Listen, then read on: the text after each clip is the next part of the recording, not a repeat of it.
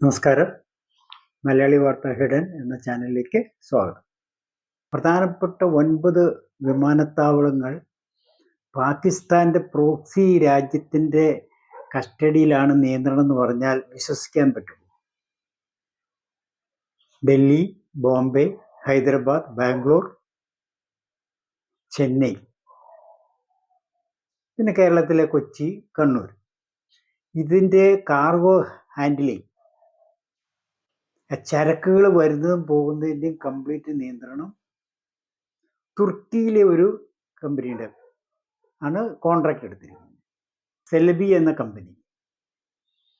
അത് 2008 കോൺഗ്രസ് ഭരണകാലത്താണ് ഇവർക്ക് കൊടുത്തത്. എയർ ഇന്ത്യ ആയിരുന്നു അതുവരെ ഹാൻഡിൽ ചെയ്തുകൊണ്ടിരുന്നത്. അപ്പോൾ ആസ് യൂഷ്വൽ സാധാരണഗതിയിൽ പോലെ ഇന്ത്യയിലെ എല്ലാ ഗവൺമെൻറ് സ്ഥാപനങ്ങളുടെയും എഫിഷ്യൻസി വളരെ പിന്നിലാണ്. സമയത്ത് കാർഗോ ഇറക്കത്തില്ല, സമയത്ത് ചരക്ക് കയറ്റി അയക്കത്തില്ല, ഇടയ്ക്കിടയ്ക്ക് സമരങ്ങൾ. ഇങ്ങനെ വന്നപ്പോൾ എയർപോർട്ട് അതോറിറ്റി തീരുമാനിച്ചു ഇത് ടെൻഡർ വിളിച്ച് ഏതെങ്കിലും കമ്പനിക്ക് കൊടുക്കാവുന്നു. അങ്ങനെ തുർക്കി ബേസ്ഡ് ആയിട്ടൊരു കമ്പനി ഇന്ത്യയിൽ ഒരു ജോയിൻറ്റ് വെഞ്ചറായിട്ട് തുടങ്ങി. അവർ ഏറ്റവും താഴ്ന്ന ടെൻഡർ എഴുതി എടുത്തു, അവർക്ക് കൊടുത്തു. തീർച്ചയായിട്ടും ഈ ടെൻഡറുകൾ എവിടെ വിളിച്ചാലും എന്തിനു വിളിച്ചാലും തിരിമറിയില്ലാതെ ഒരു ടെൻഡറും ഇന്ത്യയിൽ നടപ്പാകത്തില്ല. ലക്ഷക്കണക്കിന് ടെൻഡറുകൾ ഒരു വർഷം വിളിക്കുന്നുണ്ട് പല പല പല ഡിപ്പാർട്ട്മെൻറ്റുകൾ. എല്ലായിടത്തും ആർക്ക് കൊടുക്കണമെന്ന് നേരത്തെ തീരുമാനിച്ച് അതിനുള്ള ചില ടേംസ് ആൻഡ് കണ്ടീഷൻസ്, ചില ക്ലോസുകൾ, ചില ടെക്നിക്സ് ഒക്കെ ഉണ്ട് അതിന്. അത് ചേർത്ത് വെച്ച് കൊടുത്തു കഴിഞ്ഞാൽ നമ്മൾ ഉദ്ദേശിക്കുന്ന ആൾക്ക് കിട്ടത്തുള്ളൂ. ഇനി ജെന്യുവിനായിട്ട് ടെൻഡർ വിളിക്കുകയാണെന്ന് വിചാരിച്ചു കഴിഞ്ഞാൽ അങ്ങനെ വിചാരിക്കുന്നയാൾ അതെല്ലാ കാര്യങ്ങളും നേരിടണം. ആയിരക്കണക്കിന് ടെൻഡറുകൾ ഞാൻ വിളിച്ചിട്ടുണ്ട്, എനിക്കറിയാം. നമ്മുടെ സബോർഡിനേറ്റ് സ്റ്റാഫോ നമ്മുടെ സീനിയേഴ്സോ ഓഫീസ് ഹെഡോ ആർക്കും ജെന്യുവിനായിട്ടൊരു കാര്യം നടക്കണമെന്നില്ല. അവർക്കൊക്കെ താല്പര്യമുള്ള കക്ഷികൾക്ക് ടെൻഡർ കിട്ടും. ഇനി അവർ അതിൽ ഇടപെട്ടില്ലെങ്കിലും ടെൻഡർ കിട്ടിക്കഴിഞ്ഞു വന്ന കോൺട്രാക്ടറിനെ എങ്ങനെയൊക്കെ സഹായിക്കാവുന്നതാണ് എല്ലാവരുടെയും മനസ്സിൽ. വളരെ താഴ്ന്ന റേറ്റിൽ എഴുതി എടുത്തു കഴിഞ്ഞാൽ നഷ്ടമുണ്ടാക്കാണ്ടിരിക്കാനുള്ള ചെൽപ്പടി വിദ്യകളൊക്കെ എല്ലായിടത്തും. അപ്പം ഇവർക്ക് അങ്ങനെയായിരിക്കും ഈ ലോവസ്റ്റ് താഴെ എഴുതി. പിന്നെ അവർക്ക് പണത്തിൻ്റെ അല്ല റേറ്റിൻ്റെ അല്ലല്ലോ പ്രശ്നം. തുർക്കിക്ക് എങ്ങനെയായാലും ഇന്ത്യയിൽ നുഴഞ്ഞു കയറുക എന്നുള്ളതാണ് അവരുടെ താല്പര്യം. ഇത് അവരുടെ താല്പര്യം ആകാൻ വഴിയുണ്ടോ? അതുമില്ല. പാകിസ്ഥാൻ്റെ താല്പര്യം. പാകിസ്ഥാനും തുർക്കിയും ചക്കരയ്ക്ക് അകമ്പുറമുണ്ടോ എന്ന് ചോദിച്ച പോലെ അത്ര ക്ലോസ് റിലേഷൻഷിപ്പാണ്. അപ്പം ഇങ്ങനെ എടുത്ത് ഈ കമ്പനിയാണ് കഴിഞ്ഞ 17 വർഷമായിട്ട് ഇന്ത്യയിലെ ഈ പ്രധാനപ്പെട്ട 9 വിമാനത്താവളങ്ങളിലെ ചരക്കുകൾ മുഴുവൻ വരുന്നതും പോകുന്നതും നിയന്ത്രിക്കുന്നത്. എന്തു വരുന്നു എന്നതും അവർക്കറിയാം, എന്തു പോകുന്നു എന്ന് അവർക്കറിയാം. ഏത് രാജ്യത്തേക്ക് അയക്കുന്നുണ്ടെന്നറിയാം, ഏത് രാജ്യത്ത് നിന്ന് എന്താണ് വരുന്നതെന്നറിയാം. ആ ഡിഫൻസ് എക്യുപ്മെൻറ്റ്സും തോക്കുകളാണേലും അമ്മുണിഷൻസ് ആണേലും ഇത് വന്നിറങ്ങിയാൽ ഇന്ത്യയിലെ ഏത് സെക്ടറിലേക്ക് അത് പോകുന്നുണ്ടെന്നുള്ളത് അറിയാം. അങ്ങനെ സർവ്വ കാര്യങ്ങളും അറിയാം. ഈ പ്രധാനപ്പെട്ട എയർപോർട്ട് ചരക്കധികം കയറ്റി അയക്കുന്നില്ലെങ്കിൽ ഈ കേരളം തിരഞ്ഞെടുത്തതിൻ്റെ ഉദ്ദേശം നിങ്ങൾക്കെല്ലാം അറിയാം. കേരളത്തിൽ നിന്ന് ധാരാളം ചരക്ക് കയറ്റി അയക്കുകയോ അല്ലെങ്കിൽ ഇറക്കുമതി ചെയ്യുന്നില്ല. പക്ഷെ ഇവിടെയാണ് പാക് ഒക്യുപ്പൈഡ് കാശ്മീർ കഴിഞ്ഞ ഏറ്റവും ഇസ്ലാമിസ്റ്റ് തീവ്രവാദികളുള്ള സ്ഥലം കേരളമാണ്. അപ്പോൾ കേരളത്തിലൊരു ഫുട് ഹോൾഡ് ഉള്ളത് എപ്പോഴും അവർക്ക് അനുഗ്രഹമാണ്.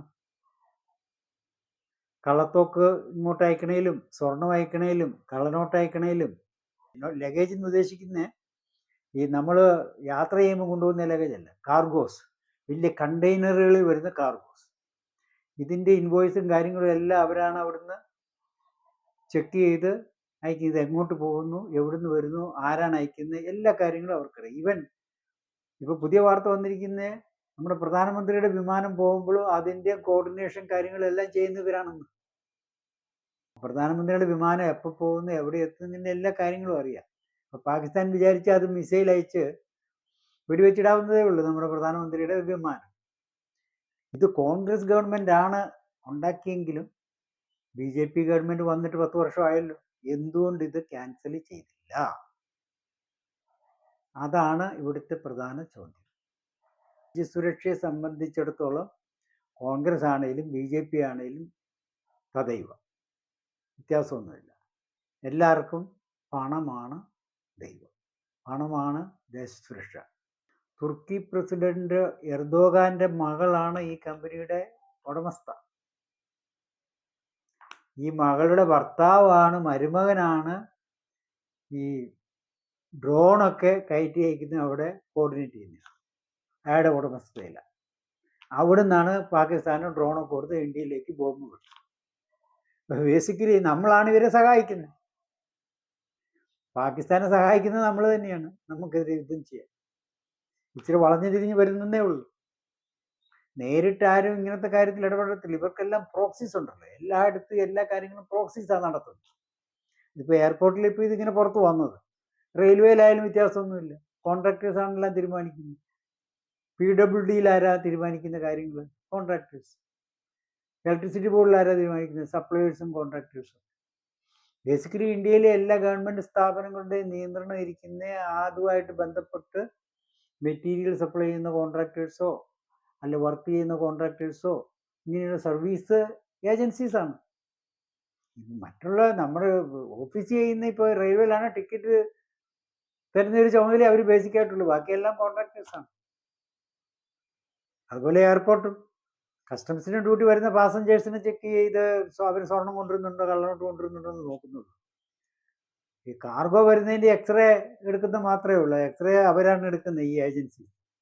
അവർ വിചാരിച്ചാൽ ഇവിടുന്ന് ഈ കാർഗോയ്ക്കകത്ത് എന്ത് വേണേലും കയറ്റി അയക്കാം.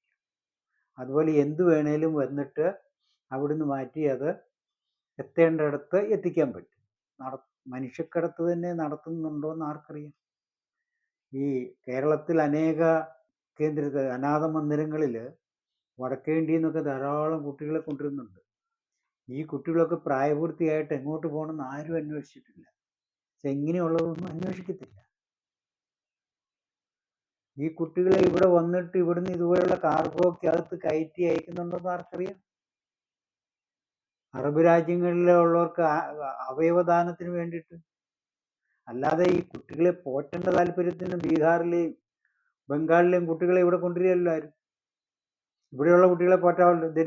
ദരിദ്രരായിട്ടുള്ള ഇവിടെയുള്ള കുട്ടികളെ പോറ്റാൻ പറ്റും. കേരളത്തിന് പുറത്തുനിന്ന് എന്തിനു കൊണ്ടുവന്നിട്ട് ഇവിടെ വളർത്തുന്നു. അപ്പം ഇതൊന്നും ആരും അന്വേഷിക്കുന്നില്ല. ഇത് പണ്ടൊരു 5-6 കൊല്ലം മുമ്പ് ഇതിനെപ്പറ്റി ഒരു വാർത്തയൊക്കെ പത്രത്തിൽ വന്നായിരുന്നു. മുക്കത്ത്, കോഴിക്കോട് മുക്കത്ത് അവിടുത്തെ അനാഥ മന്ദിരങ്ങളിലേക്ക് കുട്ടികളെ ട്രെയിനിലൊക്കെ കൊണ്ടുവരുന്ന പിടിച്ചിട്ടുണ്ട്.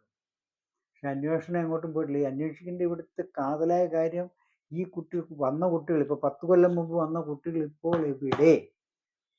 ഇതാരും അന്വേഷിക്കില്ല. എന്നെ അന്വേഷിക്കത്തില്ല. നമ്മുടെ ഇവിടെ അല്ലാത്ത കേസുകളും തീവ്രവാദികൾ ഇടപെട്ടിട്ടുള്ളതാണെങ്കിൽ അന്വേഷണം ഇല്ലല്ലോ. എന്തുകൊണ്ട് ഇത് ഇന്ത്യയിലുള്ള പ്രൈവറ്റ് ഏജൻസികൾക്ക് കൊടുക്കുന്നില്ല? എന്തുകൊണ്ട് നമ്മുടെ ഇവിടെ അഡാനി എയർപോർട്ട്സ് ഒക്കെ ഉണ്ടല്ലോ, അഡാനിക്ക് ഇത് എടുക്കാം. ടാറ്റാസ് ഉണ്ട്, അല്ലാതെ തന്നെ എത്രയോ കമ്പനികൾ തയ്യാറായിട്ട് വരും. പക്ഷെ ഇത് വേറെ ചില തിരിമറികൾ നടത്തി ഇവർക്ക് തന്നെ അത് കിട്ടിക്കൊണ്ടിരിക്കുന്നു കഴിഞ്ഞ 17 വർഷമായിട്ട്. ഞാൻ നേരത്തെ പറഞ്ഞാൽ ഈ ടെൻഡർ ഫിക്സ് ചെയ്യാൻ വലിയ വിഷമമൊന്നുമില്ല. അപ്പം നമ്മുടെ ഇവിടെ കേരളത്തിൽ തിരുവനന്തപുരം എയർപോർട്ട് അഡാനി കൊണ്ടുപോയി. അഡാനിയുടെ ആ സമയത്ത് ടെൻഡർ വിളിക്കുമ്പോഴൊക്കെ കേരള ഗവൺമെൻറ് ശക്തമായിട്ടാണ് ടെൻഡർ കൊടുക്കുന്നത്. അഡാനിയായിട്ട് അഡ്ജസ്റ്റ്മെൻറ്റ് ചെയ്തിട്ട് അഡാനിയേക്കാളും കുറച്ച് കൂട്ടിയത്. അപ്പം അഡാനിക്ക് കൊടുക്കണമെന്ന് കേരള ഗവൺമെൻറ് തീരുമാനിച്ചിട്ടാണ് പുറമേ ഈ നാടകം കളിക്കുന്നത്. എന്ന് പറഞ്ഞ പോലെയാണ് ഇപ്പോൾ ഈ തുർക്കി കമ്പനിക്കും കൊടുത്തിരിക്കുന്നത്. നമുക്ക് അതിർത്തികൾ കാക്കാൻ കരയ്ക്കാണ് കരസേനയുണ്ട്, വായുവിലാണ് വായുസേനയുണ്ട്, വെള്ളത്തിലാണ് നാവികസേനയുണ്ട്. പക്ഷേ എയർപോർട്ട് വഴി ഇങ്ങനെ വരുന്ന സാധനങ്ങളെ നിയന്ത്രിക്കുന്നതിന് ഒരു സെക്യൂരിറ്റി ഇല്ല. ഒരു വർഷം ഏതാണ്ട് 60,000-ഓളം വിമാനങ്ങളിൽ വരുന്ന സാധനങ്ങൾ ഇറക്കുകയോ കയറ്റി അയക്കുകയോ ചെയ്യുന്ന ഇവരാണ്. 8,000 തൊഴിലാളികളുണ്ട് ഇവർ.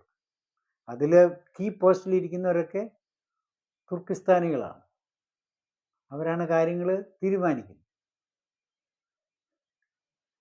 ഏതാണ്ട് ലക്ഷക്കണക്കിന് ടൺ സാധനങ്ങൾ വരികയും പോവുകയും ചെയ്യുന്നു. ലക്ഷക്കണക്കിന് കോടി രൂപയുടെ ട്രാൻസാക്ഷൻസ് നടക്കുന്നു ഇവരുടെ കൂലി കാര്യങ്ങളുമായിട്ട്. ഇപ്പോൾ ഇതാ വലിയ കോലാഹലം കേട്ട് കഴിഞ്ഞാൽ ഇപ്പോൾ അവരുടെ ലൈസൻസ് റദ്ദാക്കാൻ പോണു, അത് ചെയ്യാൻ പോണു, ഇത് അവരെ പുറത്താക്കാൻ പോണു എന്ന് പറയുന്ന കേട്ടതൊന്നും ഇതുവരെ ഇവരുടെ വർക്ക് ചെയ്തുകൊണ്ടിരുന്ന ഇന്ത്യ ഗവൺമെന്റ് അറിയത്തില്ലായിരുന്നത് മട്ടിൽ. ഈ കൊച്ചിന് ഈ കഞ്ഞിയും പറ്റും മതി എന്നൊരു പഴഞ്ചൊല്ലുണ്ട്. എന്ന് പറഞ്ഞാൽ ഇന്ത്യക്കാർക്ക് ഇതൊക്കെ മതി. നമ്മുടെ ഏത് കമ്പനിക്കുണ്ട് ഇന്ത്യയിലെ വിദേശ രാജ്യത്ത് ഇതുപോലൊരു സൗകര്യം? 155 കോടി ജനങ്ങളുള്ള രാജ്യത്തിന് വിദേശത്ത് ഇതുപോലെ എത്രയോ എയർപോർട്ടുകൾ വേണേൽ എടുക്കാൻ പറ്റും. മാൻ പവറിന് നമ്മളെന്താ കുറവ്? തുർക്കിയിൽ എത്രയുണ്ട് മാൻ പവർ?